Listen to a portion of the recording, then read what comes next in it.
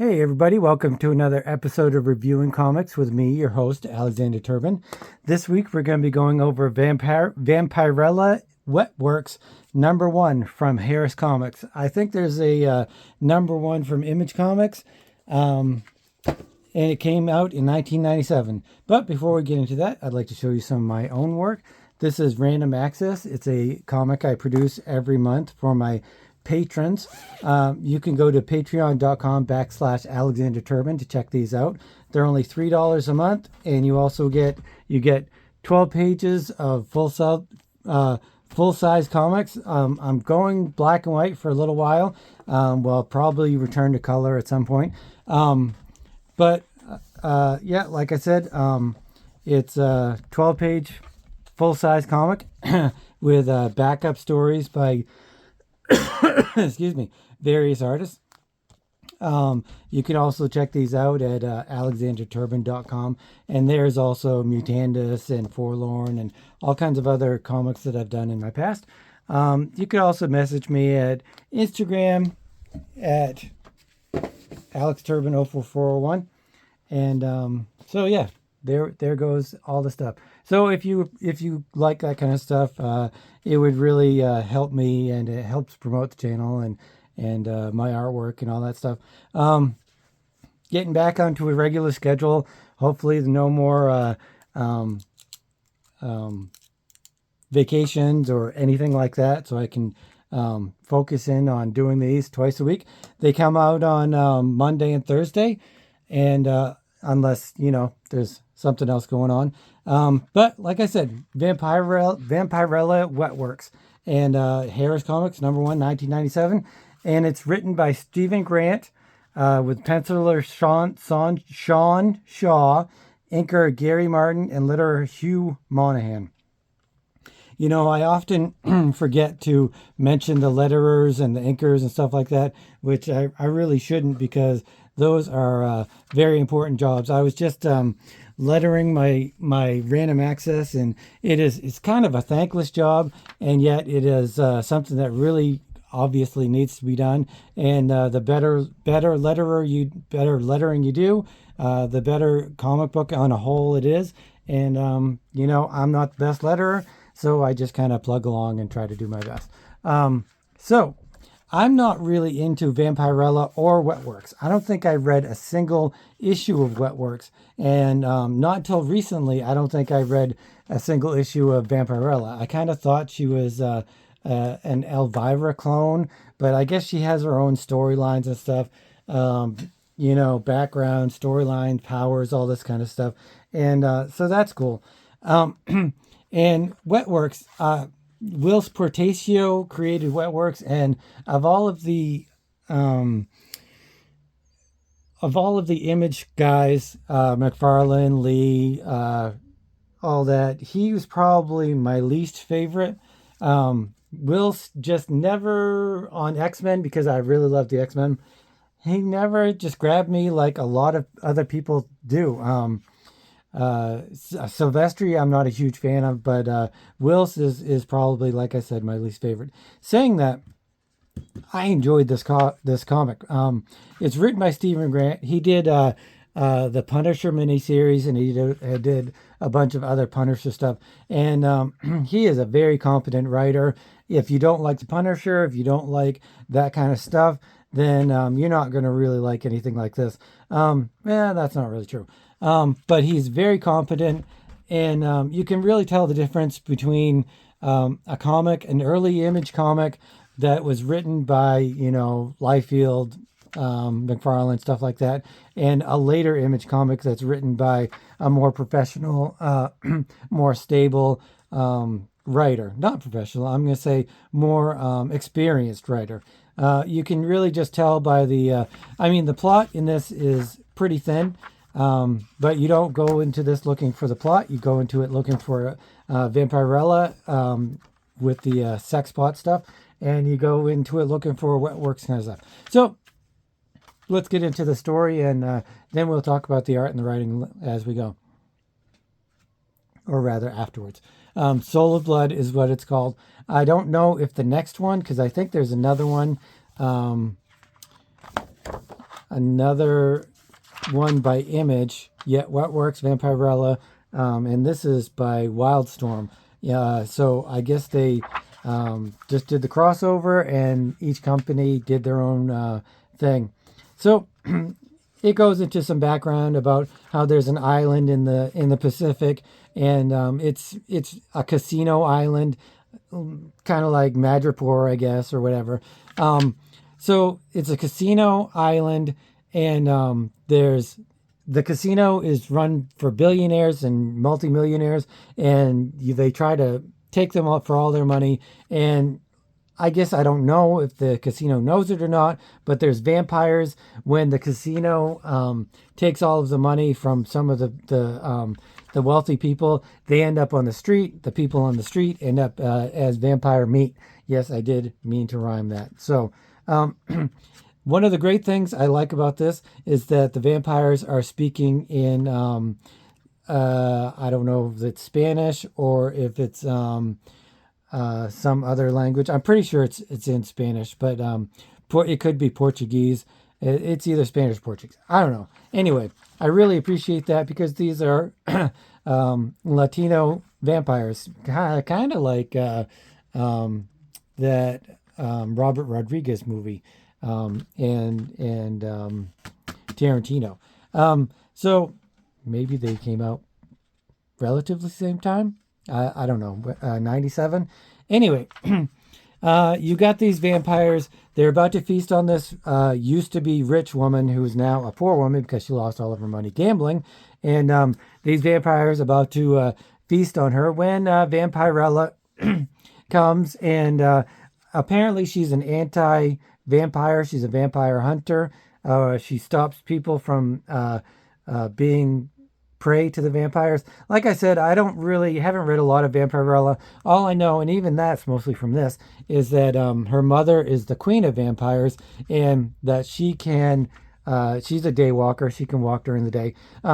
So her outfit is very, very sexual, which is, cool if you're into that. That's what her whole thing is. And who am I to say anything about that? I try to put a lot of sexuality, some sexuality into Cyrene. Maybe not as much as there could be, maybe too much. I don't know. If you've read it, you could be the judge. But she goes fighting the vampires, and they switch back between English and Spanish, I believe. And then she kicks one of their heads off with her stilettos. Apparently she's an awesome fighter, and apparently her wings grow and contract and leave and stuff. So that's pretty cool. And then Wetworks shows up, and it doesn't say who they are. I have no frame of reference for who these people are, Wetwork. I just know that they're cyborgs, but do they have other powers? I don't know. I guess after reading this, they're psychic. Some of them are psychic. Some of them are, I don't know. Maybe they're a little. I think they're maybe a cross between X-Men and they're like a cybernetic X-Men. Maybe, I don't know. So they show up. They're hunting vampires too. They're both hunting vampires. They don't know who Vampirella is. She seems to know who they are, though. She just says, what works? So they kind of go after all of them, and she takes off with I guess she's dead. She was killed by one of the vampires, and she takes off, but what works shoots her in the side with one of their bullets or through her. It doesn't really show whether it's through the side. It looks through the side, but I think it actually goes through her. But that doesn't really make any sense either, because they put her, a tracker on her. They shoot her, put a tracker on her, but it shows that it's going through her. So the tracker would have gone through her, unless it's some sort of material that's on the bullet, and even though like some kind of nanotechnology, and then goes through her. I'm going to say that's what it is. And if anybody wants to send me a no prize, feel free. So they say that she has a tracker on her. They want her to lead them to wherever their nest is. They're both looking for the nest. She's got the vampire head. They've got the tracker on her. They just kind of take off and they go to the hotel, and they're going to wait until nighttime to see where she leads them, because they think she's just going to go into her hidey hole and wait out the sunlight of the daytime. And she, although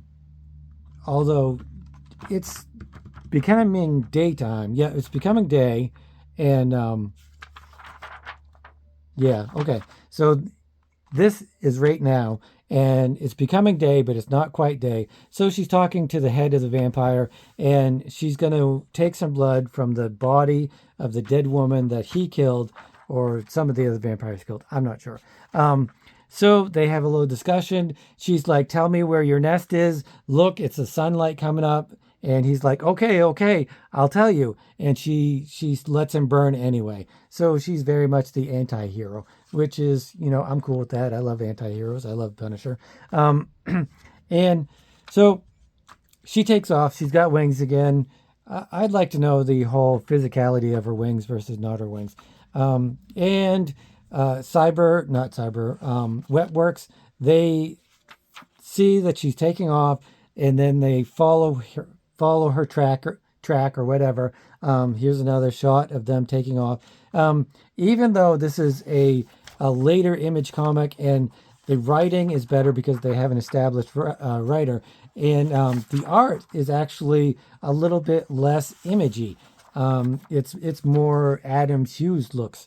But I'll get into that afterwards. But it's still a superhero comic, and you want the team shot of them taking off and going into battle. You want the whole exposition of the team showing up. So there's some superhero Wetworks goodness, and it's not out of place or off-putting or anything like that. So that's very enjoyable. Here she comes. Her wings, they get smaller, get bigger, grow out of her back. Somebody please explain. If you guys have watched, or rather read any other Vampirella and they discuss her wings, please let me know. So she does find the nest of the vampires, the Spanish vampires, and it's some sort of cult. They worship a red queen, which I guess they haven't said that yet, but they're going to sacrifice these women. And so Vampirella is going to stop them because she's got a real hard-on for stopping damsels in distress from becoming vampire meat. I think she hates vampires, doesn't like vampires, and plus she also has a feminist trying to save women kind of thing. But Wetworks smashes through the wall, and they want to take care of the vampires as well. So there's a whole brouhaha melee going on, which is really cool. And then there's an advertisement for Vampirella Bloodlust. I want to get this. I never knew that there was such a thing. I really love Joe Jusko. I don't know who James Robinson is. But then here's the cover. I think it's the cover of Obey Your Thirst. It's a couple comic mini series, and it's all painted by Joe Jusko. So I'm going to seek this out, see how much it is, and I will let you know what I find. So again, she's fighting the vampires, but the Red Queen actually is a card, and she possesses people, vampires, anything, and then they go into this whole astral world, and that's where she can talk to whoever she's possessing, and she's possessing Vampirella. And Wetworks is fighting the vampires, but then one of them grabs the card, and it lets go of Vampirella and attaches onto this next Wetworks character. I don't know all of the names of the Wetworks characters or the powers or anything like that, which, after this, I might go and read a few Wetworks, because I kind of, like I said, I enjoyed this. But they go back and forth between, because she's a cyborg,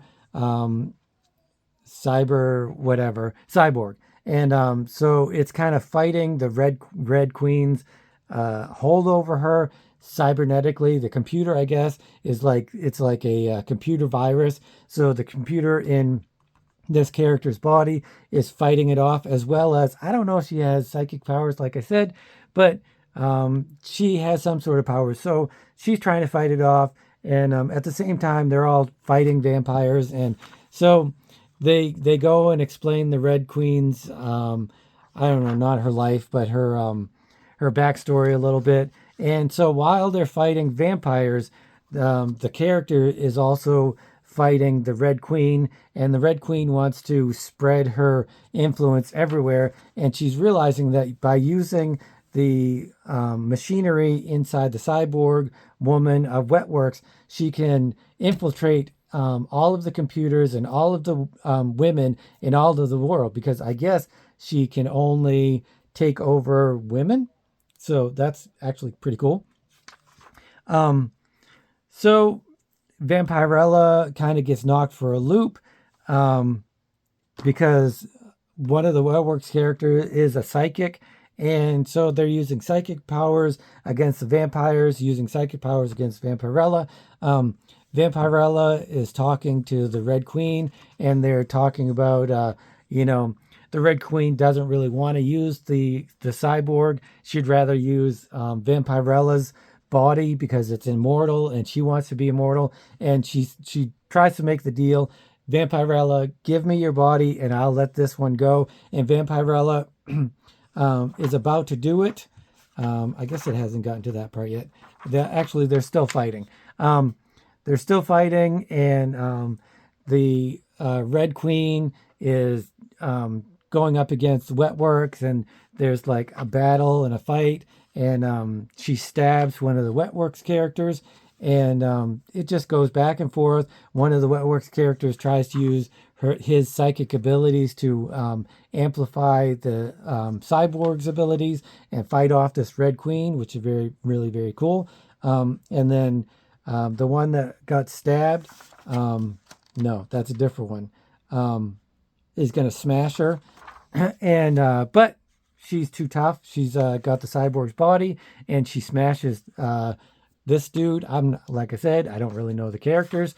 I don't know. They must say the characters' names in here, but they're not really something that I'm remembering at this point. At some point, I may go back and read some Wetworks stuff, and just maybe to see what this is going on. And I'm probably going to go through and review a bunch of Image stuff.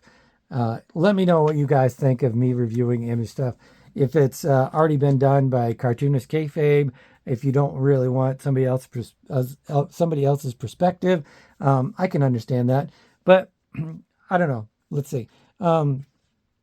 So they're fighting Red Queen, Vampirella. They keep talking about how she's going to take over the world, and how she's going to use her body. But then she's going to... She says, exchange bodies, and I'll let this one go. She's going to do it. And at that time, the cyborg, whose body she is already inhabited, has weakened the Red Queen's hold over her, I guess. Vampirella did something. I don't know, hit her in the face or something. So it weakened her. So she lost control. And because of that, the Red Queen goes back into her card, because that's how she is psychically anchored to the world, I guess. And then one of the Wetworks is just like, no, screw this. And he burns the card. I'm sure she could come back at any time. But I don't know if she's an established character. If anybody reads Wetworks and or Vampirella, if you could let me know if you've ever seen the Red Queen before. So Wetworks and Vampirella kind of leave amicably. They're no longer hate each other. Actually, I think Vampirella takes off, and one of them is like, I think she's one of those good vampires that we've talked about or seen before. So, and that's pretty much how it ends. Although you see the Red Queen is being played in the casino again. So I think maybe she's really part of the casino and not just a card. And so that's how it ends. Here's, like I said, the advertisement for the image version of Wetworks and Vampirella. And here's an advertisement for Vampirella and Scarlet Legion and stuff like that. And another advertisement. So the writing, like I said, the writing is very competent. It's by Stephen Grant, who, like I said, has done a bunch of stuff. He's usually war stuff or anything like military or stuff like that. I don't know. Did he write any of the Wetworks stuff? Maybe later on, or did he create it with Wills? I have no idea. But all of the dialogue is really great. It's the plot is pretty thin. It's basically have a location, have bad guys, vampires, have good guys, Vampirella and Wetworks. They fight, they leave, they come back, they team up, and it's basically like every other team up. So there's nothing really new and spectacular about the plot, but unlike so many of the indie books that I've read and reviewed and stuff on this channel, it's cohesive, and everything works. All of the dialogue is really nice. They all have their own voices, their own mannerisms, their own backgrounds. And even though I didn't know the characters at all from Wetworks and didn't really know anything about Vampirella either, it was still an enjoyable read. And I wasn't like, who the hell are these guys? Where are they from? What are they doing? I didn't really care, because just the way they're introduced is kind of seamless and flowing, and it suspends your disbelief, which is really when a comic book is good, rather, it suspends your disbelief, and you just, like, you don't care that it's impossible that Superman can lift buildings. You don't care if it's a good story, if it's good writing, if it's good art and stuff. You don't care, because it suspends your disbelief in what's going on. And if that continues on through the book, then it can grow from a good read to a great read to something truly fantastic. I'm not saying this is truly fantastic, but it's a heck of a lot better than I initially gave it credit for, because I was really not thinking that this is going to be a fantastic read, and I was almost even a little bit dreading reading it and reviewing it. But that's what the channel's for.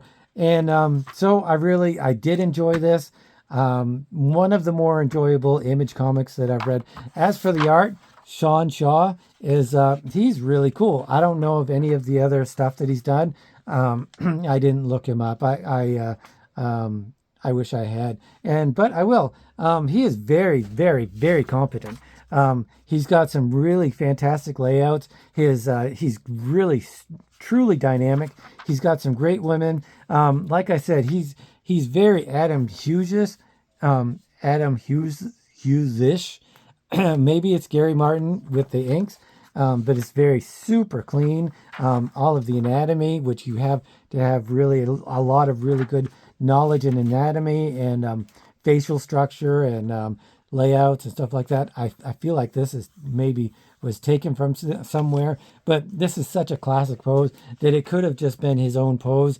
And it's just, how are you going to draw a woman going in for a bite on a neck? I mean, there's only so many ways you can do that. But he's got a lot of different dynamic poses, a lot of different shots. His bird's eye view, his worm's eye view, his close up. He's got all of these different sizes. His huge head compared to these bodies, little bodies, huge head, bigger torsos. I mean, it's just really dynamic, and it's pleasing for the eye. All the panel layout, I never had to once reread a panel because of either the writing or the art. So even though it's an Image comic, so they kind of get a bad rap for stuff, this one is really good. As far as all of that kind of stuff, everything is really put together nicely. Very professional. Professional and well done. Is it artistically above anything else? Probably not. Could it have become? I would have had to been written by, Alan Moore or, somebody that is going to raise it up into a higher level, and they would have to have several issues of things going on. But like I said, this is very dynamic. You got a really nice foreground, really nice background. You've got this big mega shot, and then the three details shots.